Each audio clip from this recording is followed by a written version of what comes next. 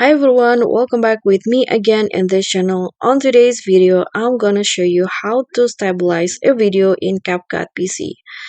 So if you have a shaky video and you want to make it steady, what you need to do is just on the CapCut PC, you can just click on the clip, go to the basic tab in under the video and scroll down and you'll find stabilize option.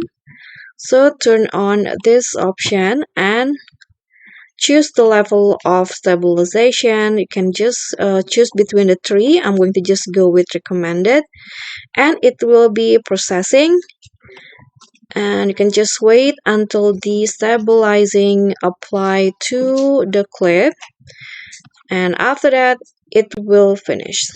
So that's all for me. Thank you guys so much for watching.